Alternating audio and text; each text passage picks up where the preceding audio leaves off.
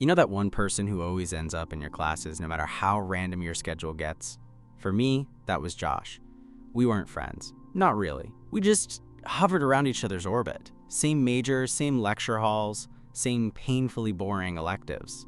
I always sat near the back, hoodie up, earbuds in before class started. And Josh? He was the kind of guy who walked in 2 minutes late every time, always with a pen in his mouth, his backpack half zipped, and somehow still managed to charm the professor into not marking him absent. The thing is, I noticed him. Way too much. It started sophomore year, intro to psych. He walked in late one day, again, and the only empty seat was next to me. I looked up just as he slid into the chair, offered me a small nod, like we were old friends. "Hey, you got a pen I can borrow?" he whispered, voice barely above the hum of conversation.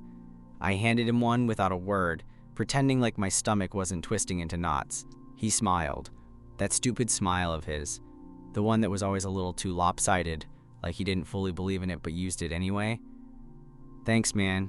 You're a lifesaver." I didn't answer, just nodded and turned back to my notebook.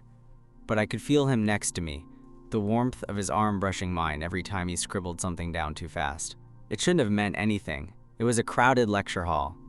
But for some reason, I couldn't focus on anything the professor said. From then on, he always sat next to me in that class. Sometimes he brought his own pen, sometimes he didn't. But he always said hi, always asked how I was doing.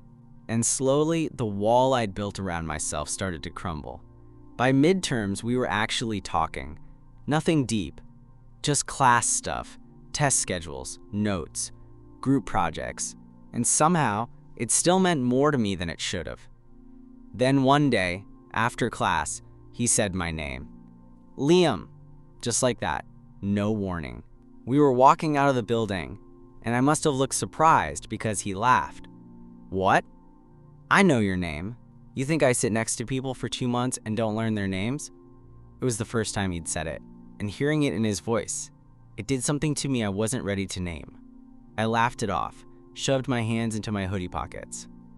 "I just figured you were using me for my pens," he grinned, guilty. "But now that I've learned your name, I guess we're even." That was the first moment I realized I liked him. Not in the casual, I think he's hot way. I liked him. The way he ran his hand through his hair when he was stressed. The way he mouthed words silently while reading. The way he laughed a second too late when he was pretending to listen. It was stupid, really. I knew how these things went. Josh was one of those guys. Popular without trying, flirty without meaning anything. He was probably straight. Definitely straight. Still, I couldn't help how I felt. And everything changed the day we got paired up for that stupid observational psych assignment. "Spend a weekend shadowing a behavior pattern," the professor said. "Something natural, unscripted. I want journals, notes, analysis." Josh turned to me before I could even process what she said. "We're partners, right?" I hesitated. He caught it. "What? You don't want me stealing your pens and your GPA now?" I rolled my eyes, but I couldn't stop smiling. "Fine. You're lucky I'm already used to you." "Damn right," he said, slinging his bag over one shoulder. "So, your place or mine?" I laughed. "What?" "For the observation thing," he said casually. "We should hang out somewhere for a bit. You know, act natural. Observe each other being unfiltered humans or whatever." I knew he wasn't flirting. I knew that. But something in his tone, something playful, something warm, made it impossible not to hope. Just a little. We settled on my place. Not because it was nicer or anything. His apartment was probably cleaner. But because I lived closer to campus and had a tiny balcony we could sit on. Josh claimed that made it vibey, whatever that meant. He showed up Saturday afternoon in sweatpants and a hoodie, holding a 6-pack of some weird craft soda I'd never heard of. He looked so comfortable in his skin, so casual about the whole thing, like this was just another lazy hangout and not the beginning of something that would completely rearrange my internal wiring.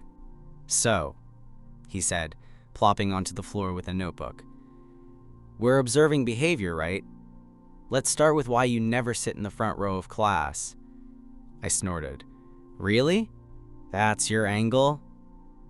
He leaned back on one arm and grinned. "Come on, it says something about you. Like you don't want to be seen, or maybe you like observing other people more than being observed." I stared at him. That was uncomfortably accurate. "You're not supposed to analyze your partner yet," I muttered, flipping open my laptop. "We're supposed to start with setting and conditions." He shrugged. "Fair, but just so you know, I already have a running theory." "Of course you do." We spent the next 2 hours doing exactly what we were supposed to, observing. I took notes on his mannerisms, how he tapped his pencil when he was thinking, how he hummed under his breath between sentences. He teased me for being so clinical. "You're writing down every time I scratch my head?" "It's part of the exercise." He looked at me, that soft tilt in his expression returning. "You're kinda intense, huh?" I shrugged. "I just like getting things right." He didn't say anything at first. Just studied me in that quiet way he did sometimes, like he was trying to memorize something without admitting it. And then he said, "I like that about you." I looked up from my notes. He didn't break eye contact. My throat felt tight. "Thanks," he smiled. Not his usual cocky grin. This one was smaller. Realer. We ordered takeout after that. Thai. He made a mess trying to open the rice container, and I laughed harder than I'd laughed in weeks. It felt good, effortless, like we'd done this 100 times before, even though we hadn't. Around midnight, we were still on the floor, surrounded by wrappers and half-drunk bottles of soda. Josh was lying on his back now, hands tucked under his head, staring at the ceiling like it had something important to say. "You ever think about how weird college is?" he asked. I raised an eyebrow. "What do you mean?" "Like, you're just tossed into a building with a bunch of strangers and expected to figure out who you are. Like your whole identity has to solidify between lectures and group projects." I thought about that for a second. I guess that's the point. All that pressure is supposed to make you crack open. Josh turned his head toward me. "You ever cracked open?" I laughed, not sure how to answer. "What kind of question is that?" "A real one." He held my gaze. It was the longest stretch of silence we'd ever shared. And something about it didn't feel uncomfortable. It felt expectant. "Maybe," I said softly. "But if I did, I don't think anyone noticed." He didn't smile, didn't joke, just nodded, like that answer made sense to him. A few minutes later, he yawned and stretched, his shirt riding up just enough to show a bit of skin. I looked away too quickly, hoping he didn't notice. My brain felt like it was short-circuiting. "You mind if I crash here?" he asked casually. "It's late, and I don't really feel like walking back." "Yeah, sure," I said, maybe a little too quickly. He didn't even wait for me to offer the couch. He just grabbed one of my pillows, kicked off his socks, and lay back down on the floor like he'd done it 100 times before. "Night, Liam," he said, voice already thick with sleep. I didn't say it back.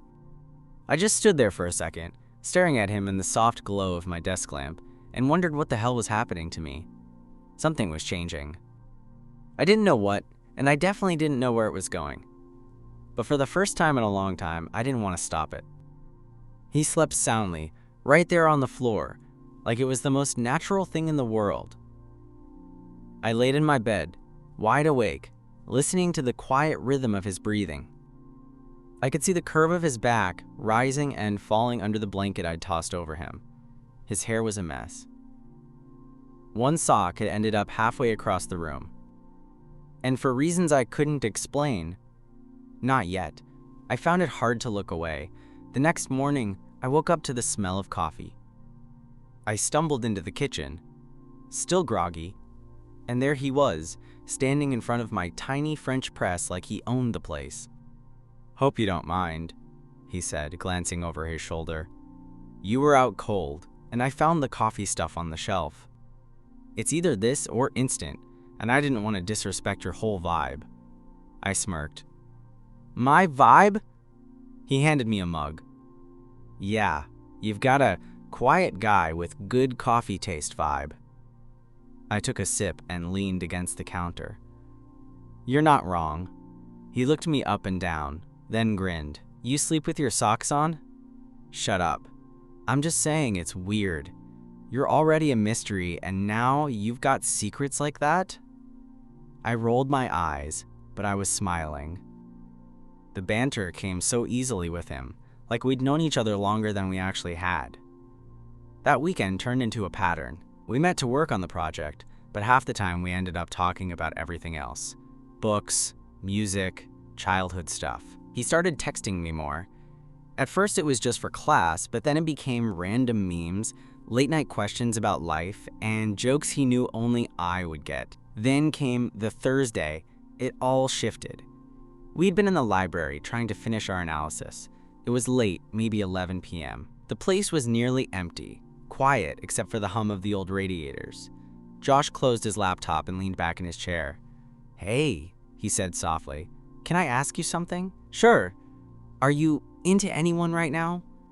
The question landed too softly to sound like a joke, but too casually to feel serious. I felt my throat tighten. Why? I asked. He shrugged, fiddling with the zipper of his hoodie. I don't know. You don't talk about that stuff. Most guys do. I guess I'm not most guys. Josh nodded, still not looking at me. Yeah, that's kind of the point. There was a long pause. My heart was beating faster than I wanted it to. What about you? I asked finally. You into anyone? He let out a soft breath, his eyes flicking to mine. Maybe. And that was it. No name, no details. Just that single word, heavy with implication. I wanted to ask more. I didn't. Instead, we packed up in silence and walked back to my place.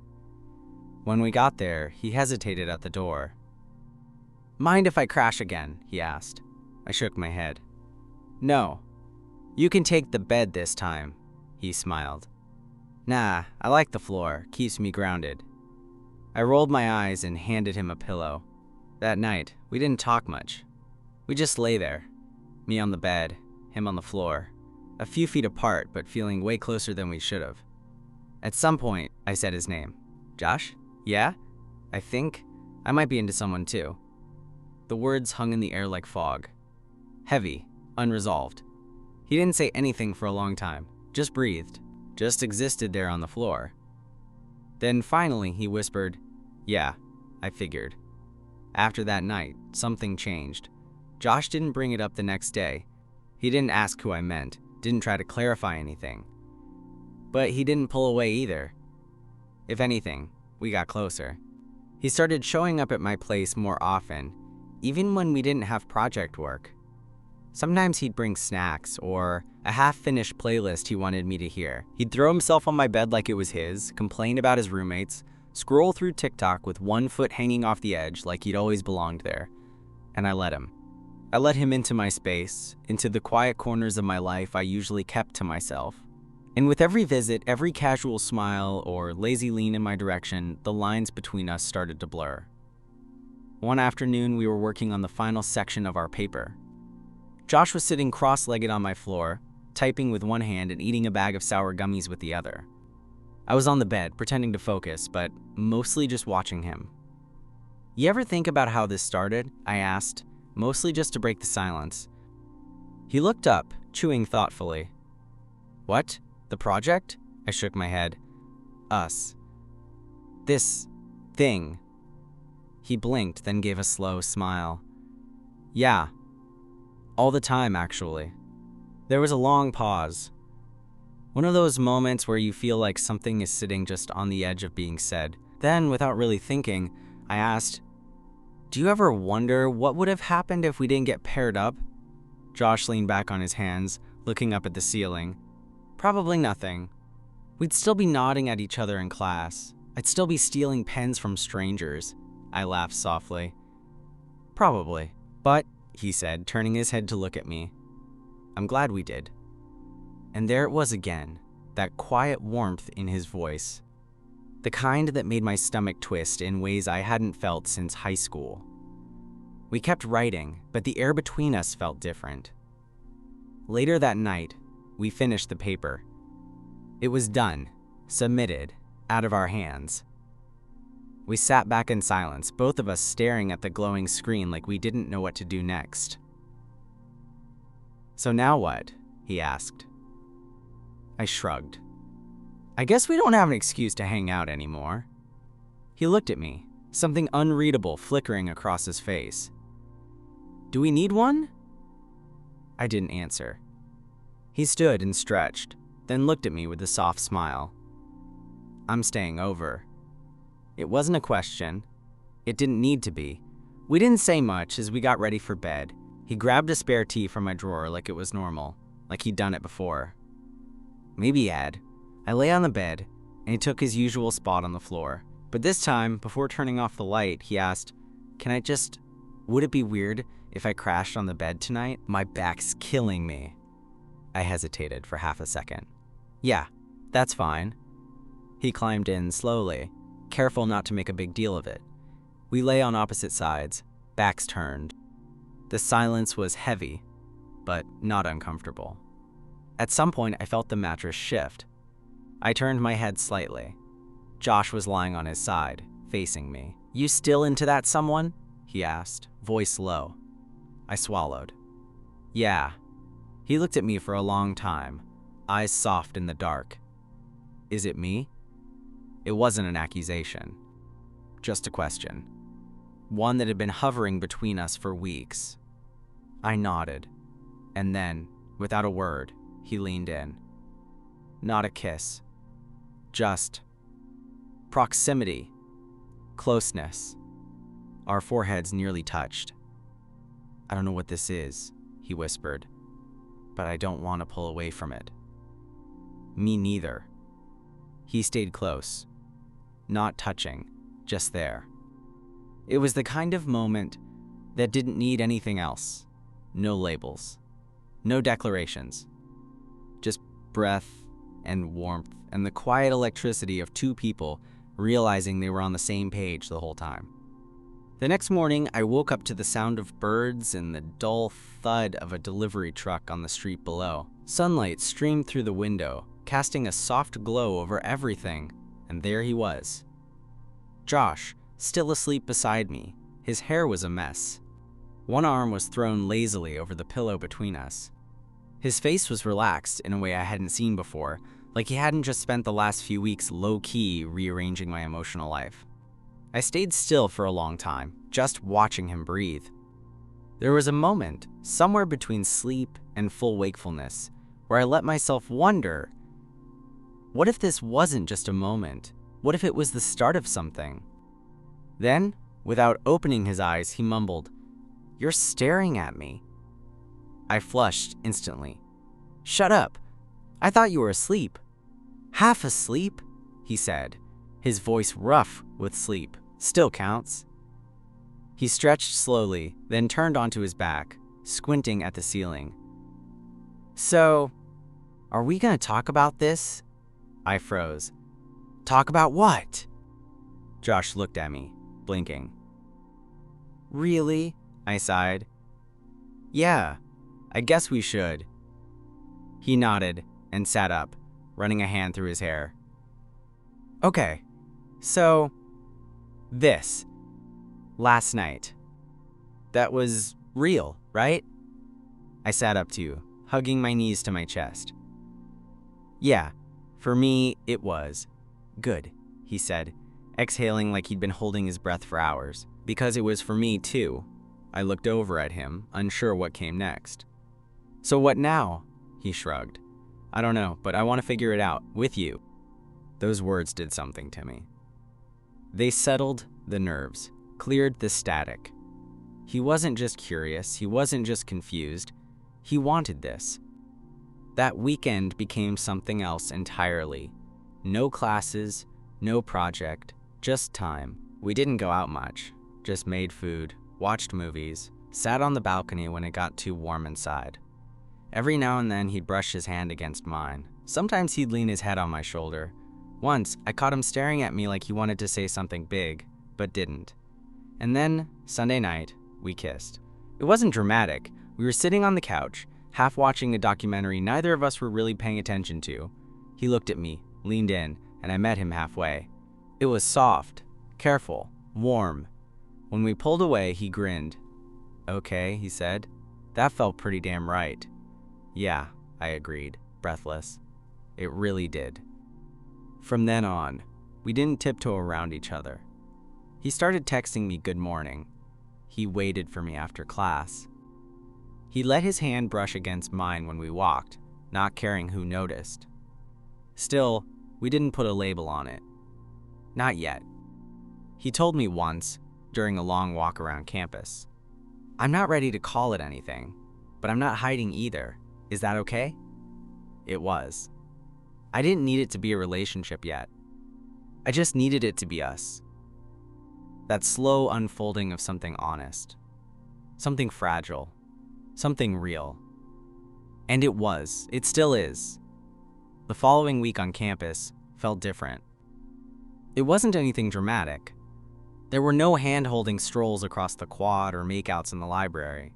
But something had shifted between us, something quiet but undeniable. When we saw each other in class, we'd catch eyes and smile, subtle and secret, like we had our own language now. Nobody seemed to notice, or maybe nobody cared. College was noisy and fast-paced, and people were too absorbed in their own drama to clock the way Josh would nudge my foot under the table during lecture, or how I'd linger a little too long at his locker after class. The only person who picked up on it was our mutual friend, Danny. We were at a late-night study session in the student lounge. Danny, Josh, me, and a couple others. Everyone was focused on their laptops, buried in flashcards and snacks, and Josh had his arm thrown casually along the back of the couch behind me. Not touching, just there. At one point, Danny looked up and raised an eyebrow. "You two are weirdly synced tonight." Josh didn't even blink. "What? 'Cause I'm not roasting him every 5 minutes like usual?" "No," Danny said, smirking. "'Cause you keep looking at him like you're about to write him a poem." Josh just grinned. "Maybe I am." I froze. My brain short-circuited. But nobody said anything else. Nobody pressed. And I think that was the first moment I realized he wasn't hiding this anymore. He wasn't scared of people knowing. He wasn't scared of me. Later, walking back to my place, I asked him, "Were you serious about the poem thing?" Josh shoved his hands into his pockets, grinning. "Wouldn't you like to know?" That night, in bed, we didn't do much. We just lay there, tangled under the covers, listening to the rain tapping against the window. He had one arm around me, his thumb brushing absent-mindedly against my side. "I've never done this before," he murmured, voice low. "What? Stayed over?" "No, I mean this, whatever this is." I didn't say anything at first, just pulled the blanket tighter around us. "Is it scary?" I asked. "A little," he admitted, "but also not." He turned to face me, his fingers brushing the edge of my jaw. "With you, it's not." That kind of honesty, it cracked something open in me. It wasn't just the way he looked at me now, it was the way he let himself be seen. No mask, no joke, just him. I reached for his hand and held it. "Same," I said. "It's not scary with you either." We lay there in silence, hearts beating slow and steady, bodies pressed together in the safest kind of way. It wasn't fireworks or explosions. It wasn't lust or infatuation. It was trust. And that, somehow, was even more powerful. Finals week came fast. The campus shifted into its own weird rhythm. People practically living in the library, everyone half asleep and surviving on coffee and panic. Josh and I were no exception. We crammed for our exams, pulled back-to-back late nights, and tried not to completely fall apart in the process. But even in the stress, we kept finding each other. Sometimes it was in tiny, unexpected ways. Him dropping off a muffin next to my laptop with the sarcastic, "Don't say I never did anything for you." Or me sliding a sticky note onto his notebook during a study session that just said, "You've got this."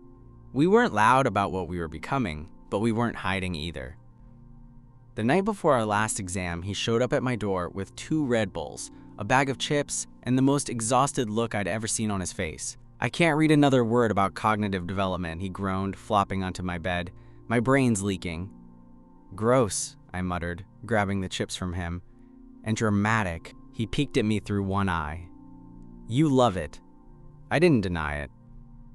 We spent an hour quizzing each other, flipping through flashcards and mocking the overly simplified examples from our textbook.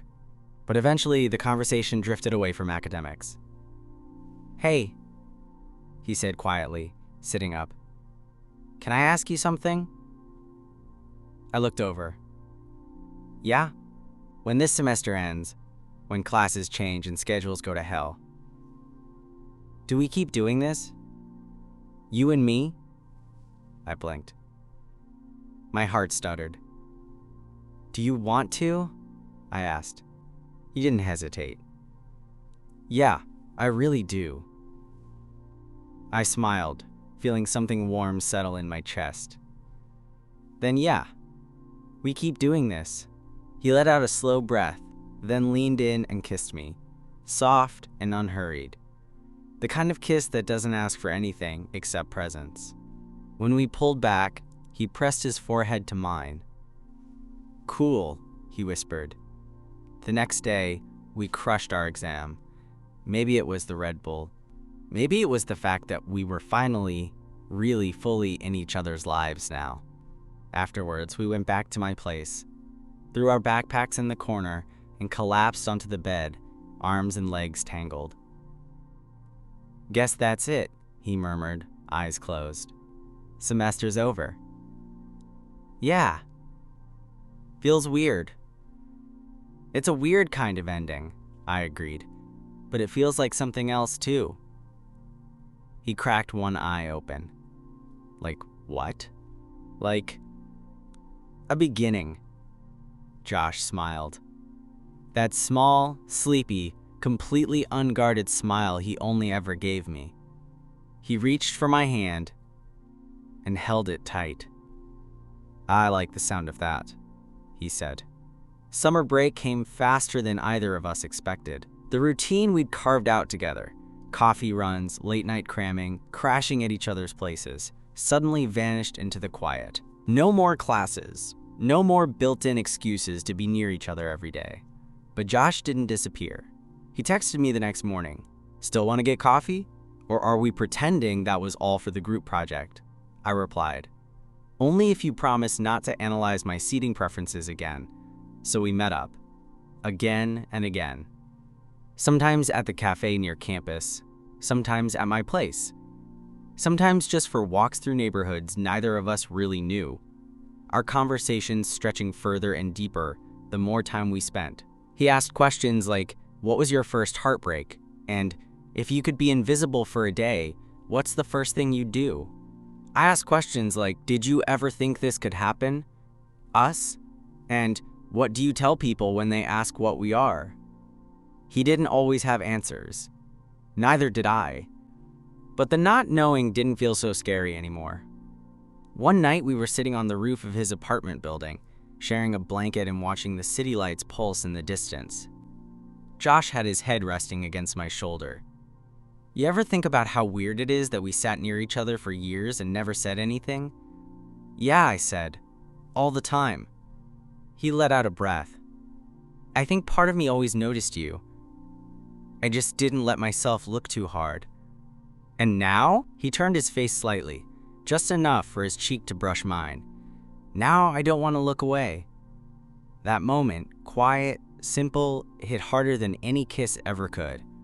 Because it was real, grounded, earned. And slowly, our lives started to merge in those small, intimate ways that meant more than grand gestures. A toothbrush at each other's places. A shared Spotify playlist. His hoodie in my drawer. My books on his shelf. He wasn't just the guy from my classes anymore. He was my favorite part of the day. When fall semester rolled around, we signed up for one of the same electives. Josh acted surprised when he saw me walk into the room. What are the odds? He grinned, patting the seat beside him. I sat down and nudged him with my elbow. You gonna need a pen again? Nah, he said, sliding one across the desk toward me. This time, I'm prepared.